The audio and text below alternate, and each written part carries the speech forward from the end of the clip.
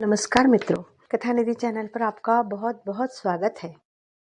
हमारी आज की कहानी है फणीश्वरनाथ रेणु लिखित कहानी। शीर्षक है पहलवान की ढोलक। यह कहानी फणीश्वरनाथ की प्रतिनिधि कहानियों में से एक है। रेणु की लेखनी में अपने गांव, अंचल एवं संस्कृति को सजीव करने की अद्भुत क्षमता है। ऐसा लगता है मानो हर एक पात्र वास्तविक जीवन ही जी रहा हो। पात्रों एवं परिवेश का इतना सच्चा चित्रण अत्यंत दुर्लभ है। यह कहानी व्यवस्था के बदलने के साथ लोक कला और इसके कलाकारों के पिछड़ जाने या और उस पर सभ्यता के नाम पर एकदम नई व्यवस्था के आरोपित हो जाने का प्रतीक है। यह भारत पर इंडिया के छा जाने की समस्या है, जो लोक कलाकारों को उनके आसन से उठाकर पेट भरने के लिए हाय तौबा करने वाली निरीहता की भूमि पर पटक देती है।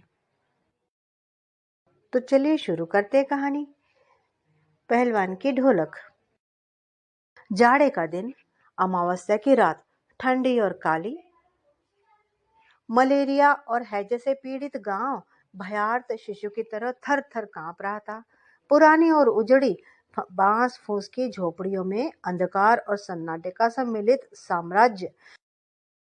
अंधेरा और निस्तब्धता। अंधेरी रात चुपचाप आंसू बहा रही थी। निस्तब्धता करुण सिसकियों और आहों को बलपूर्वक अपने हृदय में ही दबाने की चेष्टा कर रही थी। आकाश में तारे चमक रहे थे।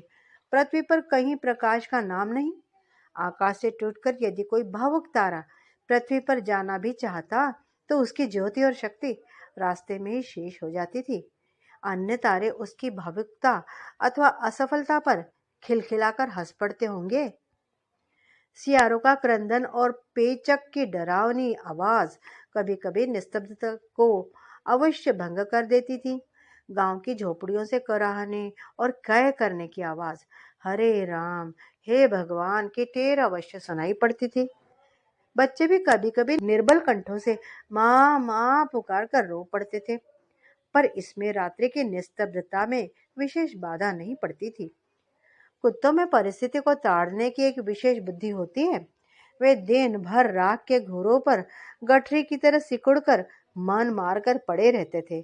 संध्या या गंभीर रात्रि को सब एक साथ सुर में सुर मिलाकर रोने लगते थे। रात्रि अपनी भीषणताओं के साथ चलती रहती और उसकी सारी भीषणता को ताल ठोक कर ललकारती रहती थी। क्या? सिर्फ पहलवान की ढोलक। संध्या से लेकर प्रातः काल तक एक ही गति से बजती रहती। चट धा गिड़ धा, चट धा गिड़ धा, यानी आजा भिड़ जा, आजा भिड़ जा। बीच बीच में चटाक चट धा, यानी उठकर पटक दे, उठकर पटक दे, उठाकर पटक दे, उठाकर पटक दे। यही आवाज मृतक गांव में संजीवनी शक्ति भरती रहती थी। लुट्टन सिंह पहलवान, यूं तो वह कहा करता था। लुट्टन सिंह पहलवान को होल इंडिया भर के लोग जानते हैं, किंतु उसके होल इंडिया की सीमा शायद एक जिले की सीमा के बराबर ही हो। जिले भर के लोग उसके नाम से अवश्य परिचित थे। लुट्टन के माता पिता उसे 9 वर्ष की उम्र से ही अनाथ बनाकर चल बसे थे। सौभाग्यवश शादी जरूर हो चुकी थी, वरना वह भी माँ बाप का अनुसरण करता। विधवा सास ने पाल पोस कर बड़ा किया। बचपन में वह गाय चराता, धारोष्ण दूध पीता और कसरत किया करता था। गांव के लोग उसकी सास को तरह तरह की तकलीफ देते थे। लुट्टन के सिर पर कसरत की धुन लोगों से बदला लेने के लिए ही सवार हुई थी। नियमित कसरत ने किशोरावस्था में ही उसके सीने और बाहों को सुडौल और मांसल बना दिया था। जवानी में कदम रखते ही वह गांव में सबसे अच्छा पहलवान समझा जाने लगा। लोग उससे डरने भी लगे और वह दोनों हाथों को दोनों ओर 45 डिग्री की दूरी पर फैलाकर पहलवानों की भांति चलने लगा। वह कुश्ती भी लड़ता था। एक बार वह दंगल देखने श्याम नगर मेला गया। पहलवानों की कुश्ती और दांव पेश देखकर उससे भी रहा नहीं गया। जवानी की मस्ती और ढोल की ललकारती हुई आवाज ने उसकी नसों में भी बिजली उत्पन्न कर दी। उसने बिना कुछ सोचे समझे दंगल में शेर के बच्चे को चुनौती दे दी। शेर के बच्चे का असल नाम था चांद सिंह। वह अपने गुरु पहलवान बादल सिंह के साथ पंजाब से पहले पल श्यामनगर मेले में आया था। सुंदर जवान, अंग प्रत्यंग से सुंदरता टपक पड़ती थी। 3 दिनों में ही पंजाबी और पठान पहलवानों के गिरोह के अपनी जोड़ी और उम्र के सभी पट्टों को पछाड़कर उसने शेर के बच्चे की टाइटल प्राप्त कर ली थी। इसलिए वह दंगल के मैदान में लंगोट लगाकर एक अजीब किलकारी भरकर छोटी दुल्की लगाया करता था। देशी नौजवान पहलवान उससे लड़ने की कल्पना से भी घबराते थे। अपने टाइटल को सत्य प्रमाणित करने के लिए ही चांद सिंह बीच बीच में दहाड़ता फिरता था। श्यामनगर के दंगल और शिकार प्रिय वृद्ध राजा साहब उसे दरबार में रखने की बातें कर ही रहे थे कि लुट्टन ने शेर के बच्चे को चुनौती दे दी। सम्मान प्राप्त चांद सिंह पहले तो किंचित उसकी स्पर्धा पर मुस्कुराया, फिर बाज की तरह उस पर टूट पड़ा। शांत दर्शकों की भीड़ में भी खलबली मच गई। पागल है पागल, मरा मरा मरा मरा। पर वाह रे बहादुर, लुट्ठन बड़ी सफाई से आक्रमण को संभालकर निकल कर उठ खड़ा हुआ और पैंतरे दिखाने लगा। राजा साहब ने कुश्ती बंद करवाकर लुट्टन को अपने पास बुलवाया और समझाया। अंत में उसकी हिम्मत की प्रशंसा करते हुए 10 रुपए का नोट निकालकर उसे पकड़ाया और कहने लगे, जाओ मेला देखकर घर जाओ। नहीं सरकार, लड़ेंगे। हुक्म हो सरकार। तुम पागल हो, जाओ। मैनेजर साहब से लेकर सिपाहियों तक ने धमकाया भी। देह में गोश्त नहीं, लड़ने चला है शेर के बच्चे से। सरकार इतना समझा रहे तुझे, समझ जा। दुहाई सरकार, पत्थर पर माथा पटक कर मर जाऊंगा, मिले हुक्म। वह हाथ जोड़कर गिड़गिड़ा रहा था। इधर भीड़ अधीर हो रही थी, बाजे बजने बंद हो गए थे। पंजाबी पहलवानों की जमायत क्रोध से पागल होकर लुट्टन पर गालियों की बौछार कर रही थी। दर्शकों की मंडली उत्तेजित हो रही थी। कोई कोई लुट्टन के पक्ष में चिल्ला उठता था, उसे लड़ने दिया जाए। अकेला चांद से मैदान में खड़ा व्यर्थ ही मुस्कुराने की चेष्टा कर रहा था। पहली अकड़ में ही अपने प्रतिद्वंदी की शक्ति का अंदाज उसे मिल गया था। विवश होकर आखिर राजा साहब ने आज्ञा दे ही दी, जाओ लड़ो, लड़ने दो उसे। बाजे बजने लगे। दर्शकों में फिर उत्तेजना फैली, कोलाहल बढ़ गया। मेले के दुकानदार दुकानें बंद कर करके दौड़े। चांद सिंह की जोड़ी चांद की कुश्ती हो रही है। चटधा गिड़धा चटधा गिड़धा भरी आवाज में एक ढोल जो अब तक चुप था बोलने लगा, ढक ढिना ढक ढिना ढक ढिना, अर्थात वाह पट्टे वाह पट्टे। लुट्टन को चांद ने कसकर दबा लिया था। अरे गया गया, दर्शकों ने तालियां बजाई। हलवा हो जाएगा हलवा, हंसी खेल नहीं, शेर का बच्चा है बच्चा। अरे बच्चू, चट गिड़धा चट गिड़धा चट गिड़धा, मत डरना मत डरना मत डरना। लुट्टन की गर्दनी पर केहूनी डालकर चांद उसे चित करने की कोशिश कर रहा था। वहीं दफना दे बहादुर, बादल सिंह अपने शिष्य को उत्साहित कर रहा था।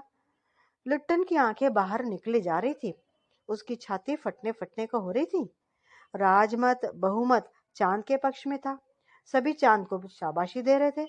लुट्टन के पक्ष में सिर्फ ढोल की आवाज थी, जिसकी ताल पर वह अपनी शक्ति और दांव पेच की परीक्षा ले रहा था, अपनी हिम्मत को बढ़ा रहा था।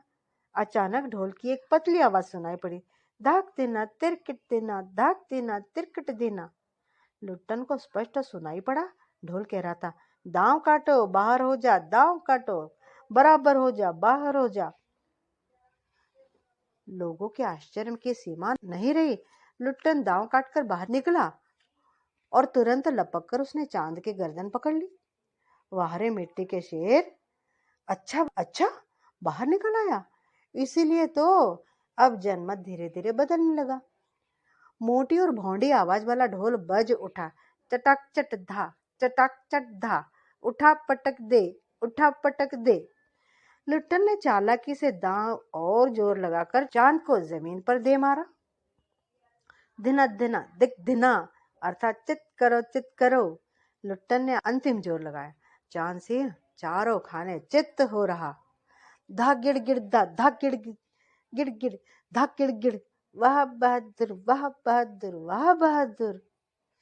जनता यह स्थिर नहीं कर सकी कि किसकी जय ध्वनि की जाए। फलतः अपनी अपनी इच्छा अनुसार किसी ने माँ दुर्गा की जय, महावीर जी की जय, कुछ ने राजा श्यामानंद की जय ध्वनि की। अंत में सम्मिलित जय से आकाश गूंज उठा। विजयी लुट्टन कूदता फांदता, ताल ठोंकता सबसे पहले बाजे वालों की ओर दौड़ा और ढोलों को श्रद्धापूर्वक प्रणाम किया। फिर दौड़कर उसने राजा साहब को गोद में उठा लिया। राजा साहब के कीमती कपड़े मिट्टी में सन गए।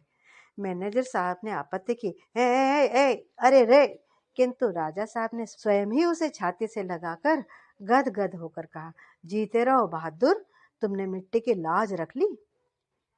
पंजाबी पहलवानों की जमायत चांद सिंह की आंखें पोंछ रही थी। लुट्टन को राजा साहब ने पुरस्कृत ही नहीं किया, अपने दरबार में सदा के लिए रख लिया।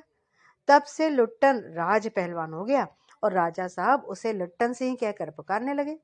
राज पंडितों ने मुंह बिचकाया था, हुजूर, जाति का सिंह। मैनेजर साहब क्षत्रिय थे, क्लीन शेव्ड, चेहरे को संकुचित करते हुए अपनी शक्ति लगाकर नाक के बाल उखाड़ रहे थे। चुटकी से अत्याचारी बाल को रगड़ते हुए बोले, हाँ सरकार, ये तो अन्याय है।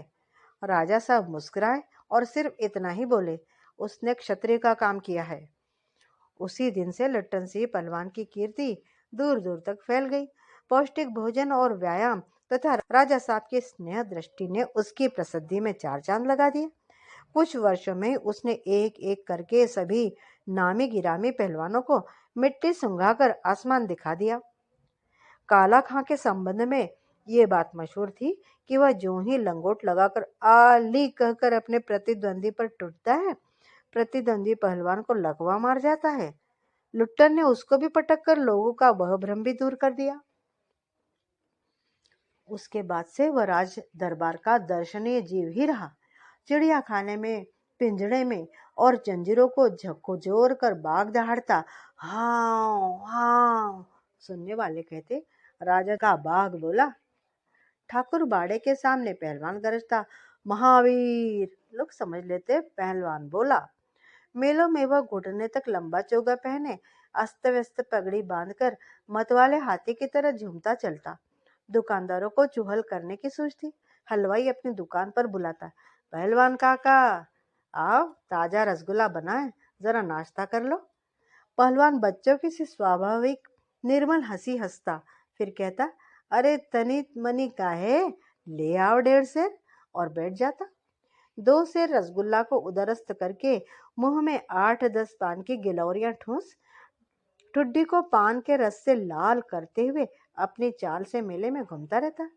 मेले से दरबार लौटने के समय उसकी अजीब हुलिया रहती।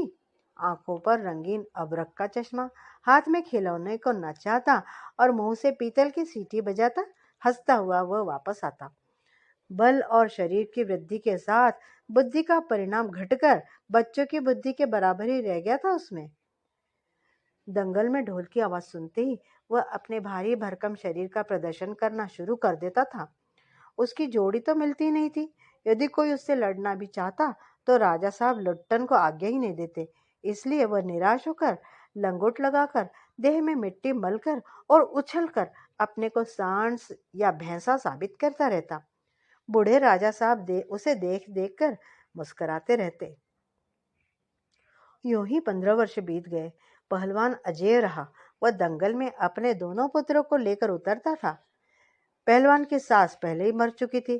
पहलवान की स्त्री भी 2 पहलवानों को पैदा करके स्वर्ग सिधार चुकी थी। दोनों लड़के पिता की तरह ही गठीले और तगड़े थे।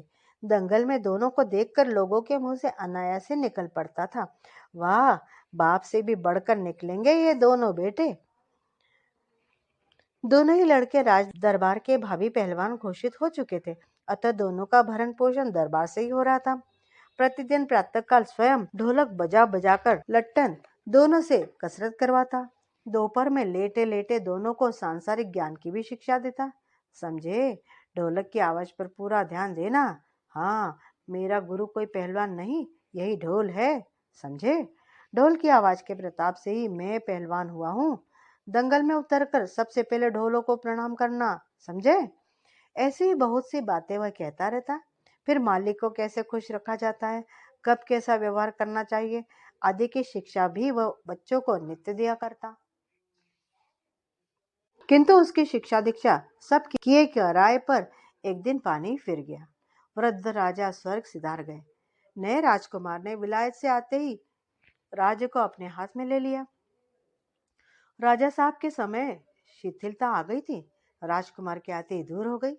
बहुत से परिवर्तन हुए। उन्हीं परिवर्तनों की चपेटाघात में पड़ा पहलवान भी।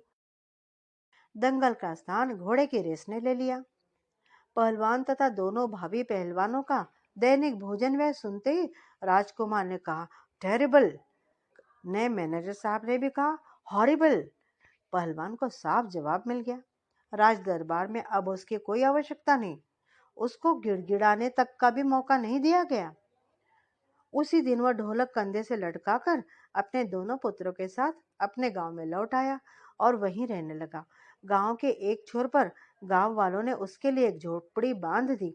वहीं रहकर वह गांव के नौजवानों और चरवाहों को कुश्ती सिखाने लगा। खाने पीने का खर्च गांव वालों की ओर से बंधा हुआ था। सुबह शाम वह स्वयं ढोलक बजाकर अपने शिष्यों और पुत्रों को दांव पेच वगैरह सिखाया करता था। गांव के किसान और खेतिहर मजदूर के बच्चे भला क्या खाकर कुश्ती सीखते।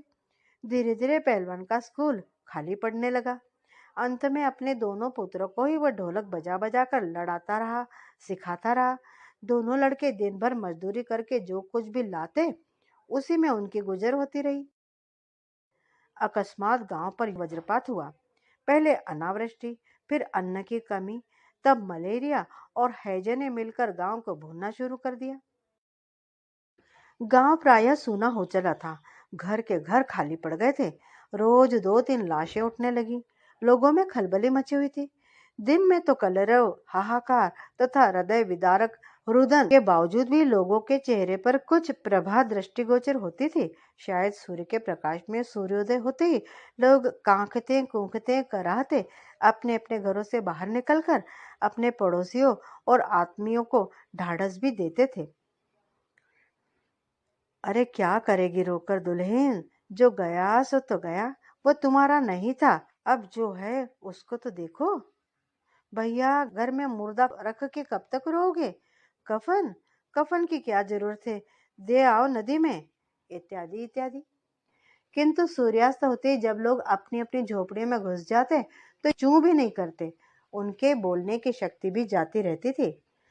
पास में दम तोड़ते हुए पुत्र को अंतिम बार बेटा कहकर पुकारने की भी हिम्मत माताओं की नहीं होती थी। रात्रि की विभीषिका को सिर्फ पहलवान की ढोलक ही ललकार ललकार कर चुनौती देती रहती थी। पहलवान संध्या से सुबह तक चाहे जिस ख्याल से ढोलक बजाता हो, किंतु गांव के अर्धमृत औषधि उपचार पथ्य विहीन प्राणियों में वह संजीवनी सी शक्ति ही भरती रहती थी। बूढ़े बच्चे जवानों की शक्तिहीन निस्तेज आंखों के आगे दंगल का दृश्य नाचने लगता था। स्पंदन शक्ति शून्य स्नायुओं में भी बिजली दौड़ जाती थी। अवश्य ही ढोलक की आवाज में न तो बुखार हटाने का कोई गुण था और न ही महामारी की सर्वनाशी शक्ति को रोकने की शक्ति ही। पर इसमें संदेह नहीं कि मरते हुए प्राणियों को आंख मूंदते समय कोई तकलीफ नहीं होती थी। मृत्यु से वे डरते भी नहीं थे। जिस दिन पहलवान के दोनों बेटे क्रूर काल की चपेटाघात में पड़े, असह्य वेदना से छटपटाते हुए दोनों बोले थे, बाबा उठा पटक दो वाला ताल बजाओ। चटाक चटधा चटाक चटधा सारी रात ढोलक पीटता रहा पहलवान। बीच बीच में पहलवानों की भाषा में उत्साहित भी करता था, मारो बहादुर। प्रातः काल उसने देखा, दोनों बच्चे जमीन पर निस्पंद पड़े हैं। दोनों पेट के बल पड़े हुए थे। एक ने दांत से थोड़ी मिट्टी खोद ली थी। एक लंबी सांस लेकर पहलवान ने मुस्कुराने की चेष्टा की थी। दोनों बहादुर गिर पड़े। उस दिन पहलवान ने राजा श्यामानंद की दी हुई रेशमी जांघिया पहन ली। सारे शरीर में मिट्टी मलकर थोड़ी कसरत की। फिर दोनों पुत्रों को कंधे पर लाद कर नदी में बहा आया। लोगों ने सुना तो दंग रह गए। कितनों की तो हिम्मत टूट गई। किंतु रात में फिर पहलवान की ढोलक की आवाज प्रतिदिन की भांति सुनाई पड़ी। लोगों की हिम्मत बढ़ गई। संतप्त माता पिताओं ने कहा, दोनों पहलवान बेटे मर गए, पर पहलवान की हिम्मत तो देखो, 1.5 हाथ का कलेजा है उसका। 4-5 दिनों के बाद एक रात को ढोलक की आवाज नहीं सुनाई पड़ी। ढोलक नहीं बोली।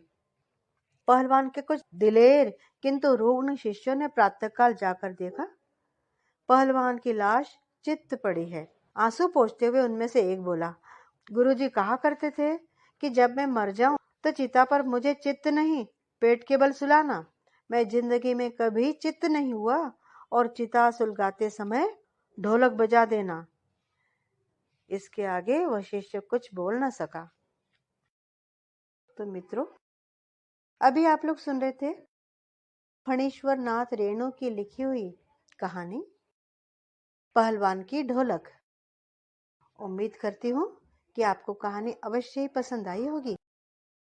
कहानी की करुणता ने आपकी आंखें भी भिगो दी होंगी। आपको कहानी कैसी लगी कमेंट करके बताइएगा जरूर। और चैनल पे नए हो तो चैनल को सब्सक्राइब भी जरूर कर लीजिएगा। मिलती हूँ जल्दी ही एक बढ़िया सी कहानी के साथ। तब तक विदा। आपका दिन शुभ हो, शुभ हो। तब तक विदा। आपका दिन शुभ हो, शुभ हो। आपका दिन शुभ हो, शुभ हो, शुभ हो, शुभ हो। आपका दिन शुभ हो। मिलती हूँ जल्दी ही एक बढ़िया सी कहानी के साथ। तब तक विदा। आपका दिन शुभ हो, शुभ हो। तो मित्रों, अभी आप लोग सुन रहे थे फणीश्वर नाथ रेणु की लिखी हुई कहानी पहलवान की ढोलक। उम्मीद करती हूँ कि आपको कहानी अवश्य ही पसंद आई होगी। कहानी की करुणता ने आपकी आंखें भी भिगो दी होंगी। आपको कहानी कैसी लगी कमेंट करके बताइएगा जरूर। और चैनल पे नए हो तो चैनल को सब्सक्राइब भी जरूर कर लीजिएगा। मिलती हूँ जल्दी ही एक बढ़िया सी कहानी के साथ। तब तक विदा। आपका दिन शुभ हो।